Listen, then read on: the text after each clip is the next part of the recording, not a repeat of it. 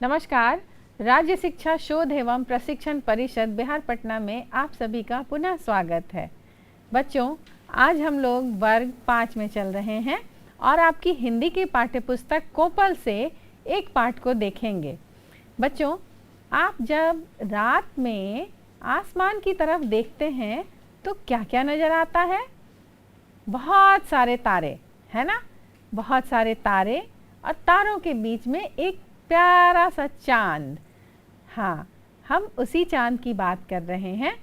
तो आज हमारे पाठ में जिस चीज़ का जिक्र है वो है चंदा, चांद।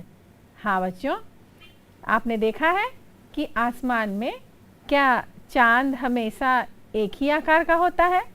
कभी वो पूरा गोल होता है, कभी अर्धचंद्राकार होता है, कभी उसकी मोटाई जो होती है थोड़ी सी ज़्यादा होती है, कभी वो थोड़ा बहुत पतला हो जाता है। तो ये ऐसा क्यों होता है?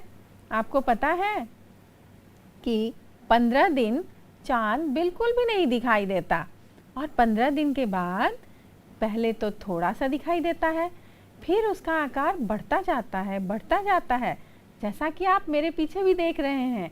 और फिर पूर्णिमा के दिन वो पूरा गोल चांद नज़र आता है। कितना सुंदर नज़र आता है ना? और अपनी रोशनी से धरती पर पूरी आभा बिखेरता रहता है। तो जब वो पूरा चांद होता है तो उसकी रोशनी हमारी धरती पर भी रात में भी रोशनी दिखाई देती है, यानी कि रात में भी थोड़ा सा उजाला हो जाता है और उसे हम कहते हैं चांदनी रात, यानी कि चांदनी की रोशनी। और उसके बाद फिर 15 दिनों के लिए धीरे धीरे चांद पतला होता जाता है, छोटा होता जाता है और अंधेरा हो जाता है।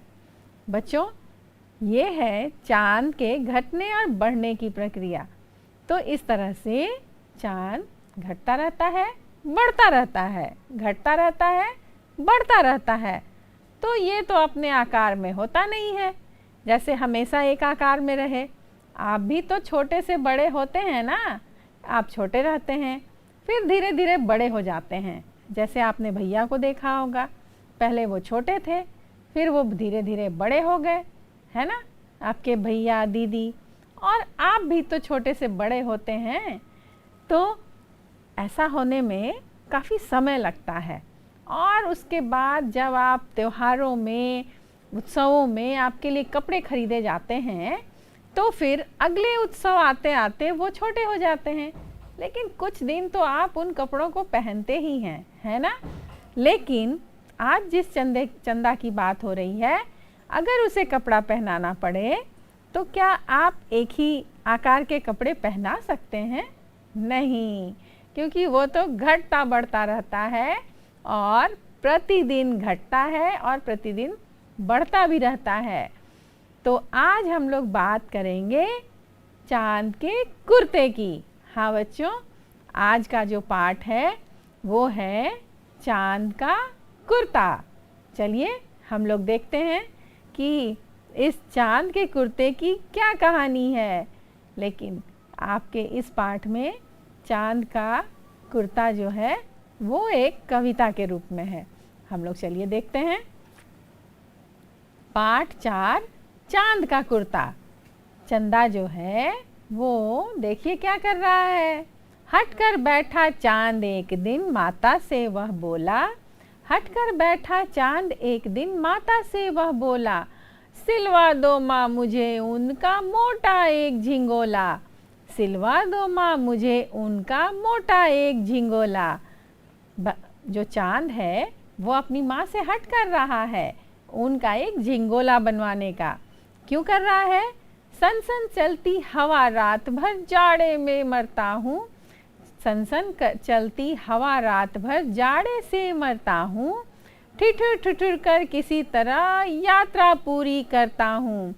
आपने देखा है, आप जानते भी हैं, आपके शिक्षक ने आपको बताया है ना कि चांद जो है वो पृथ्वी का चक्कर लगाता है। तो वो कह रहा है कि जब जाड़े के दिन होते हैं तो सन सन हवा चलती है रात भर और मैं ठिठुर ठिठुर कर किसी तरह पूरी धरती का चक्कर लगाता हूँ, यात्रा पूरी करता हूँ, है ना बच्चों। तो इसीलिए चांद अपने लिए ऊन का एक मोटा झिंगोला माँ से सिलने की जिद कर रहा है। आसमान का सफ़र और यह मौसम है जाड़े का, आसमान का सफ़र और यह मौसम है जाड़े का, ना हो अगर तो ला दो कुर्ता ही कोई भाड़े का, ना हो अगर तो ला दो कुर्ता ही कोई भाड़े का। माँ से कह रहा है कि अगर नहीं है कुर्ता तो भाड़े का ही ला दो, क्योंकि आसमान का यह जो सफ़र है जब मैं चलता रहता हूँ तो ये जाड़े में मुझे बहुत ठिठुराता है। तो बच्चों वो चांद जो है माँ से जिद कर रहा है कि अगर नहीं है तो मुझे भाड़े का ही ला दो, मतलब किसी से मांग कर या उधार ही ला दो, भाड़े का ही ला दो। चलिए आगे देखते हैं।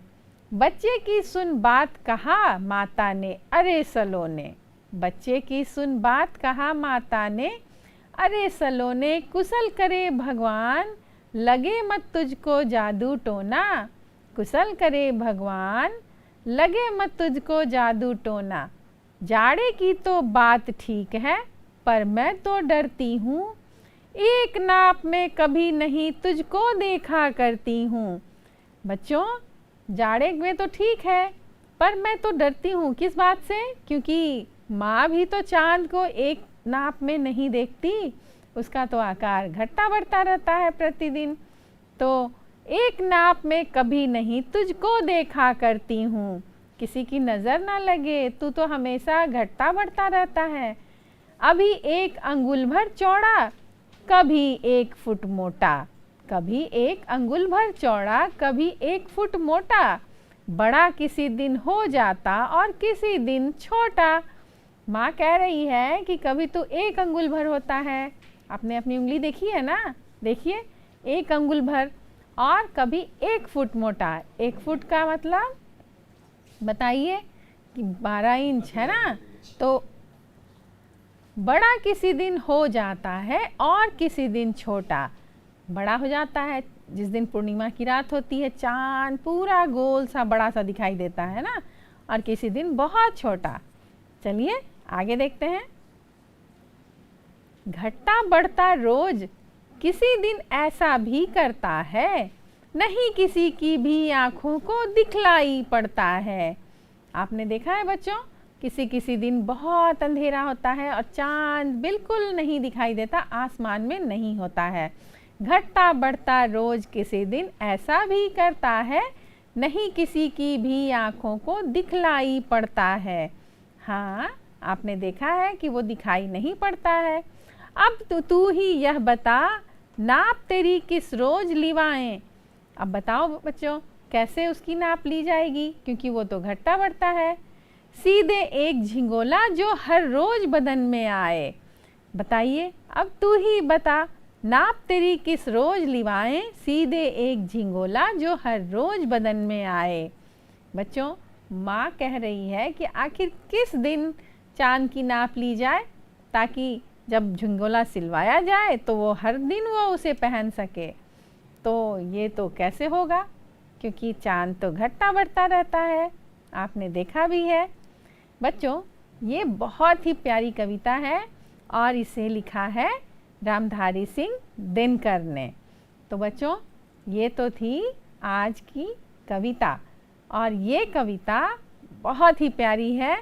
चांद अपना दुख माता को कह रहा है और माता से एक ऊन का मोटा झिंगोला मांग रहा है। बच्चों जब आप इस कविता को याद करेंगे तो आप इसे गुनगुनाइए और याद कीजिए, लेकिन इससे पहले हम लोग इस कविता को धुन, लय और ताल के साथ गा कर देखते हैं।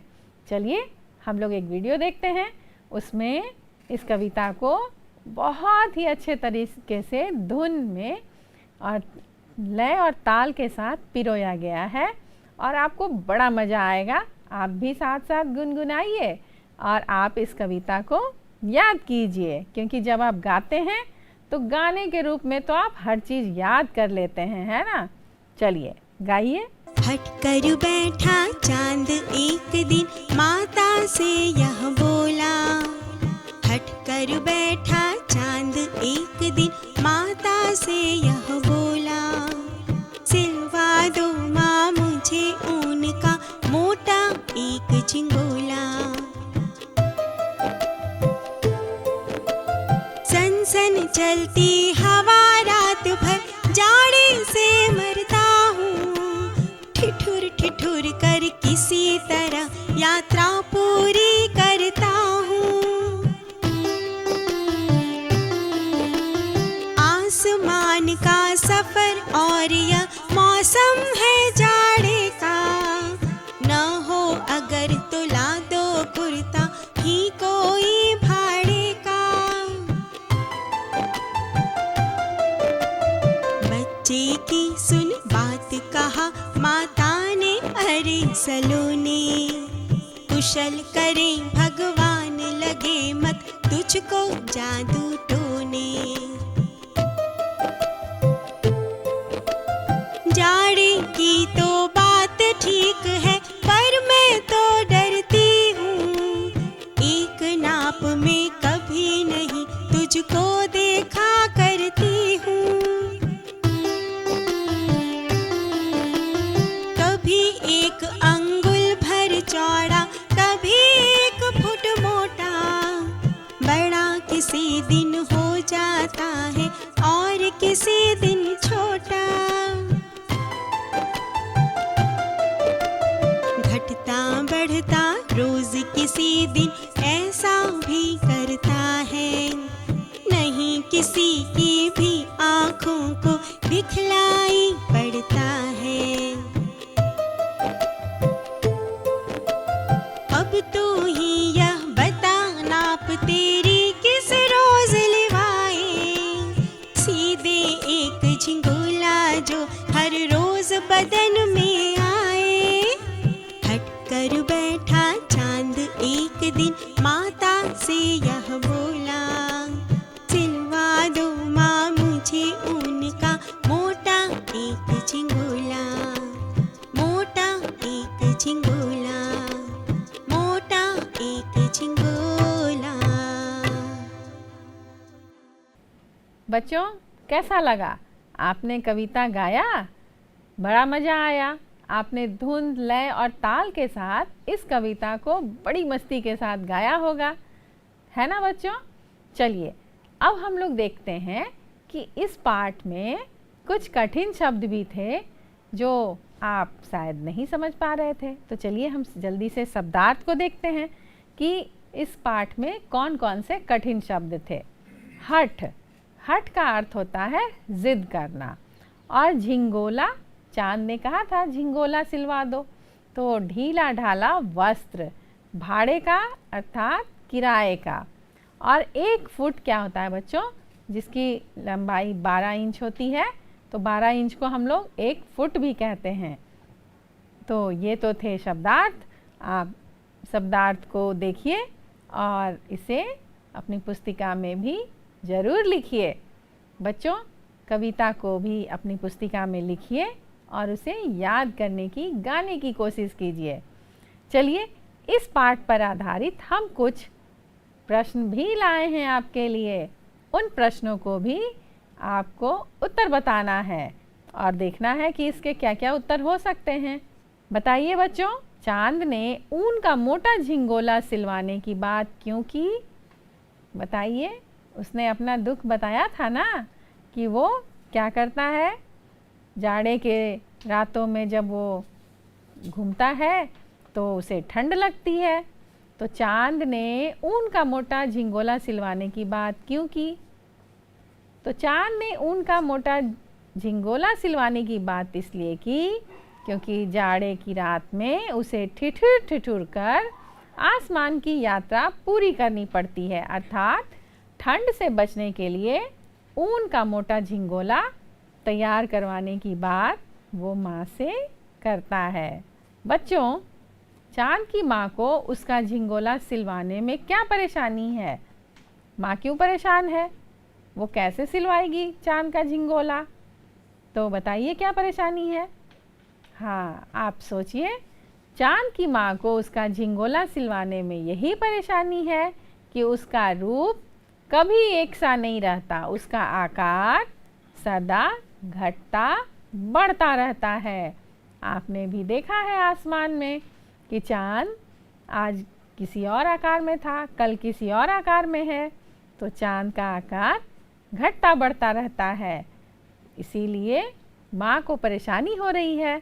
माँ कहती है कि आखिर मैं किस दिन तुम्हारा नाप लूँ ताकि मैं ऐसा झिंगोला सिल दूँ जो हर समय तुम पहन सको। चांद का आकार तो घट बढ़ रहा है ना। चलिए कुछ और प्रश्नों को देखते हैं। बच्चों बताइए कि चांद में किस तरह के बदलाव आते हैं? क्या होता है बताइए, किस तरह के बदलाव आते हैं?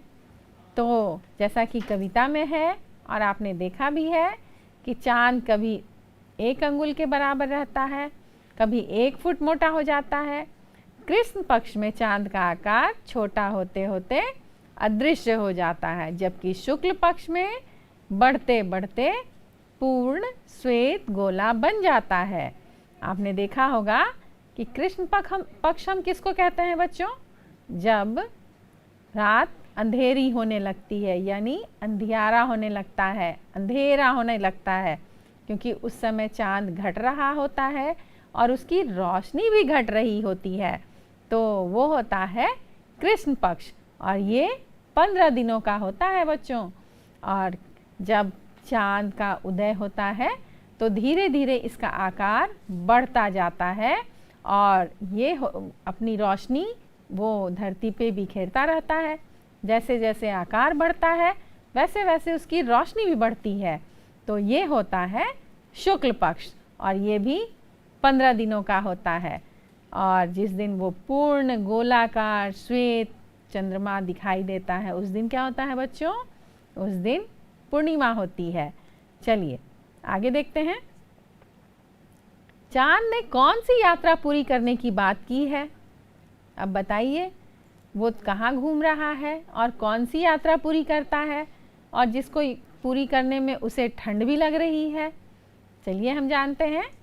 चांद ने आसमान की यात्रा पूरी करने की बात की है, क्योंकि आपने देखा है कि चांद क्या कर रहा है? पृथ्वी का चक्कर लगा रहा होता है। तो बताइए, और पृथ्वी किसकी चक्कर लगाती है? सूर्य की, है ना। तो इसी यात्रा को पूरे करने की बात वो कर रहा है कि जब वो पूरे आसमान में घूमता है तो उसकी यात्रा पूरी होती है। आप चांद के लिए कैसा कुर्ता बनाएंगे? बच्चों आप बताइए, आप चांद के लिए कुर्ता बनाना चाहेंगे? अगर बनाएंगे तो कैसा कुर्ता बनाएंगे? हाँ बच्चों, हम लोग चांद के लिए ऐसा कुर्ता बनवाएंगे जो सारे दिन वो पहन सके, सभी दिनों में, जब वो घटता है तब भी, जब वो बढ़ता है तब भी, यानी कि सब दिन वो उस कुर्ते को पहन सके। क्या ऐसा कोई कुर्ता बन सकता है? सोचिए और बताइए। चलिए आगे देखते हैं। क्या आपने कभी कोई चीज़ भाड़े पर ली है? क्योंकि चांद तो कह रहा है कि नहीं है तो मुझे भाड़े पर ही ला दो। तो बताइए कौन कौन सी चीज़ आपने भाड़े पे ली है? तो कभी आपको ज़रूरत पड़ी है ऐसी? हाँ, अगर पड़ी है तो बताइए कौन कौन सी चीज़ें आपने भाड़े पे ली है? हाँ, मैंने कुर्सी, टेबल, जनरेटर, बिछावन आदि भाड़े पे ली है, क्योंकि जब हमारे घर में बहुत सारे मेहमान आ जाते हैं तो बहुत सारी चीज़ों की ज़रूरत पड़ती है। अगर ज़्यादा लोग होंगे तो ज़्यादा कुर्सियाँ चाहिए होंगी, जनरेटर चाहिए होंगे, बिछावन चाहिए होंगे। तो जब बहुत सारे लोग आ जाते हैं तो उतने सारे लोगों के लिए हम लोग भाड़े पर सामान लाते हैं और अपनी आवश्यकताओं की पूर्ति करते हैं और फिर उसको वापस लौटा देते हैं। ये होता है भाड़े पर लाना। और उसके लिए हम कुछ रुपए भी उसे देते हैं कि हम जब आपका सामान उपयोग कर लेंगे तो हम आपको लौटा देंगे, लेकिन जब हम आपका सामान ला रहे हैं तो उसका किराया भी हम उन्हें चुकाते हैं। ये होता है भाड़े पर लेना। तो आवश्यकता के अनुसार हम चीज़ें लेते हैं और इस तरह से हमारी आवश्यकता पूरी होने के बाद हम उसे वापस कर देते हैं। बच्चों बताइए, किराए पर चीज़ें क्यों ली जाती है? हाँ, मैंने अभी बताया आपको, जब हमें ज़रूरत से ज़्यादा चीज़ों की आवश्यकता पड़ती है, जब बहुत सारे लोग आ जाते हैं, बहुत सारी व्यवस्था करनी पड़ती है, तो हम चीज़ें किराए पर लेते हैं। और किराए पर कोई वस्तु तब ली जाती है जब वह व्यक्ति के पास नहीं होती है, यानी आवश्यकता की पूर्ति के लिए कोई वस्तु भाड़े पर ली जाती है। और फिर हमारी जब आवश्यकता पूर्ति हो जाती है तब तो हम उसे वापस लौटा भी देते हैं। आप अपनी ज़रूरत की कौन कौन सी चीज़ें किराए पर ले सकते हैं? घेरा लगाइए। क्या आपको कभी ज़रूरत पड़ी है? कॉपी, पेंसिल, कुर्ता, किताब, कंबल, रोटी, कंघा, बस्ता, जूता, इन सब में कभी कभी आपने कॉपी, पेंसिल, किताब या कंघा किसी दूसरे से लिया होगा, है ना? और जब आपको अपना मिल गया होगा तो आपने लौटा दिया होगा। किन्हीं 5 चीज़ों के नाम बताइए जो किराए पर नहीं ली जा सकती। हाँ, ये तो बड़े असमंजस वाली स्थिति हो गई। वो कौन सी चीज़ है बच्चों? बताइए, जिसको आप किराए पर नहीं ले सकते हैं। बाकी सारी वस्तुएं तो आप किराए पर ले सकते हैं, लेकिन सोचिए वैसी कौन सी चीज़ है जिसे आप किराए पर नहीं ले सकते। हाँ, आप सोचिए, तब तक हम बताते हैं। बच्चों, ये जो शब्द यहाँ लिखे गए हैं, जो ईमानदारी, चरित्र, व्यवहार, स्वभाव, कर्मठता, ये जो शब्द हैं, ये हैं व्यक्ति के अपने व्यक्तित्व के अंदर, यानी व्यक्ति के अंदर की चीज़ें, यानी कि ये कहीं बाहर आपको नहीं मिलेंगी। ईमानदारी खुद के अंदर होती है, कर्मठता आप में होती है, यानी कि ईमानदारी, कर्मठता, ये सारे जो भाव हैं वो कहीं से भी हम उधार नहीं ले सकते हैं। तो बच्चों, आप समझ रहे हैं इस बात को कि जो भाव आपके अंदर है वो आपके अंदर आपको उसे उत्पन्न करना होता है। आप उसे दूसरे से या कहीं से भी उधार नहीं ले सकते हैं। बच्चों बताइए, चांद ने भाड़े पर कुर्ता लाने की बात क्यों की होगी? आप बताइए। चांद ने भाड़े पर कुर्ते लाने की बात इसलिए की होगी क्योंकि उसे ठंडी रातों में आसमान की यात्रा करनी पड़ती थी। हमने कविता में भी देखा है और यहाँ पे बताया भी गया कि भाड़े पर इसलिए लाने की बात की कि अगर वो नहीं है माँ के पास तो माँ उसे भाड़े पर ले आए। चलिए आगे देखते हैं। अच्छा, ये बताइए बच्चों कि अगर माँ चांद के लिए कुर्ता लाती तो चांद के लिए भाड़े पर कितने कुर्ते लाने की ज़रूरत पड़ती? क्योंकि उसका आकार तो एक जैसा होता नहीं है सभी दिन। तो आप बताइए, क्या आपने देखा है कितने दिनों में चांद बढ़ता है, छोटा से बड़ा हो जाता है? हाँ बच्चों, चांद के लिए 29 कुर्ते लाने की ज़रूरत पड़ती है ना, क्योंकि 15 दिन वो घटता है और फिर 15 दिन वो बढ़ता है। तो 15 और 15 कितना हुआ बताइए? और एक दिन तो बिल्कुल ही गायब हो जाता है, तो हुए 29 कुर्ते। तो जिस दिन गायब हो जाता है उस दिन तो उसे कुर्ते नहीं चाहिए। तो जिस दिन से वो बढ़ना शुरू करता है वो 15, और जिस दिन घटते घटते एक दिन बिल्कुल नहीं दिखाई पड़ता है यानी उस दिन 14 कुर्ते। तो हुए टोटल 29 कुर्ते। बच्चों, ये तो थी चांद की कहानी, है ना, और उसके कुर्ते मांगने की कविता। एक नाप में कभी नहीं तुझको देखा करती हूँ, क्या चांद की माँ की यह बात ठीक है? कैसे ठीक है? सही, ये तो सही बात है कि चंदा की जो माँ है वो उसे एक नाप में कभी नहीं देख पाती हैं, क्योंकि ये वो या तो घटता है या तो बढ़ता है। ठीक है, चांद की माँ का कहना बिल्कुल ठीक है, क्योंकि चांद का आकार कृष्ण पक्ष में घटता है और शुक्ल पक्ष में बढ़ता है। यानी चांद का रूप नित्य बदलता रहता है। घटता बढ़ता रोज किसी दिन ऐसा भी करता है, नहीं किसी को भी आँखों को दिखलाई पड़ता है। चांद के घटने बढ़ने पर जो उसका आकार बनता है उसे चांद की कलाएं कहते हैं। नीचे चांद की कलाएं दी गई हैं, उन्हें ध्यान से देखिए। और चांद के घटने बढ़ने से पूर्णिमा और अमावस्या को समझिए। हाँ बच्चों, हमने अभी बात की थी कि जिस दिन चांद पूरे आकार में आ जाता है, पूर्ण चांद दिखाई देता है, उस दिन हम क्या कहते हैं? पूर्णिमा। और जिस दिन चांद घटते घटते घटते बिल्कुल नहीं दिखाई पड़ता, गायब हो जाता है और धरती पर अंधेरा हो जाता है, तो वो क्या होता है? अमावस्या। यानी कि पूरा अंधेरा, पूरी रात जो है अंधेरी हो जाती है। लेकिन जैसे जैसे चांद बड़ा होता जाता है तो उसकी रोशनी भी धरती पर ज़्यादा होती जाती है और पूर्णिमा के दिन तो बहुत रोशनी होती है धरती पर।